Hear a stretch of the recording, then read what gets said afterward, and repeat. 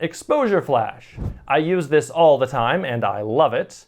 The exposure flash is a decent general purpose transition. It can be used for a lot of different things without looking out of place, so you kinda have to come up with your own rules so that you don't overuse it. This essentially simulates the introduction of a very bright light source like a camera flash or the sun. Note that this is not the same as a dip to white. It's easier to see the difference if you look at the waveform. The dip to white merely moves all values directly to 100 IRE, whereas the exposure flash moves all values up at approximately the same rate, which brings them past 100 IRE, and then clips them off so they stay at 100 IRE. At least that's how I think of it. It just makes a more pleasing effect and looks much brighter to the human brain, even though it's not. It is often used to transition in and out of, a flashback, which is a literary or cinematic device in which an earlier event is inserted into the normal chronological order of a narrative. Why the flash? I have no idea. Leave your theories in the comments. I guess it had to be something. But the exposure flash has far more uses than just flashbacks or flash forwards. I've seen it used for before and after shots on home renovation shows. I used it here to start off a whole episode of Tech Quickie by transitioning to the second shot. I used it for a cutaway joke here. And the attitude among the folks in charge was, hey, what we have is good enough for everybody. So let's just focus on marketing and cost efficiency. Cha-ching. Here, I used it just as a generic transition, not really meaning anything. It's just better than a straight cut in this case. Mythbusters often used it to get back to the present moment after we'd been looking at footage from old episodes. We'd get into those old episodes by doing a push right, or an exposure flash. I also saw the exposure flash used to just go to an alternate camera angle. And in this episode, they used a push left to go to old episodes, then a plain cut to return to the present moment. It's quite clear to me that TV shows have some sort of editor guidance for which transitions should be used where, but it looks like I'm not the only one who improvises transitions. Something like an exposure flash was used to make this text flash in this commercial. Yeah, it doesn't always have to be white. You can get this from Film Impact, of course, and it's great as usual, with all the parameters you could possibly need. The most useful one is Master, which lets you make everything more or less intense. The most recent new feature is the Ease control, which allows you to make a long head or long tail.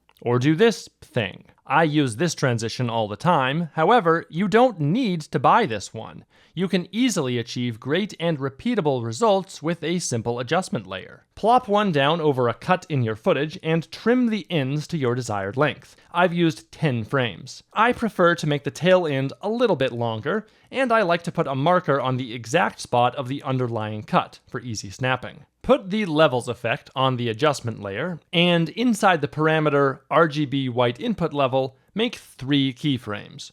One at the start, middle, and end. Now, you could decrease the middle keyframe's value all the way down to 0, so that the entire image will go above 100 IRE, but I think the levels effect just by itself doesn't look as good as when you combine it with an exposure change from Lumetri. So I only used a value of 60. Then add easing to the 2 end keyframes and adjust them manually to make a smoother curve. Now add a Lumetri color effect and animate the exposure to a maximum of about 3.2, using 3 keyframes as before.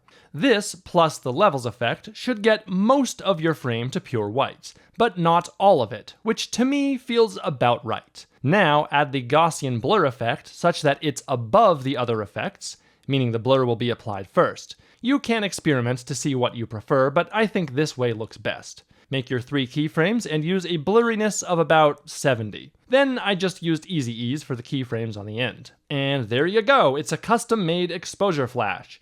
You can now copy-paste this entire adjustment layer to anywhere you want an exposure flash. You can also copy-paste it across projects.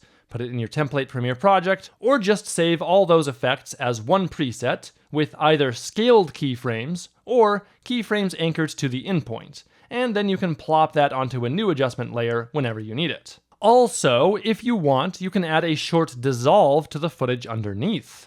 Oh, and this black spot was really annoying me, so I also increased the black levels and reduced the saturation. Looking at them side by side, I still think the Film Impact Flash looks better, and it's definitely easier to use and adjust, but hey, this one is free. By the way, I do almost always use the Film Impact Flash on a cut on an adjustment layer above everything else.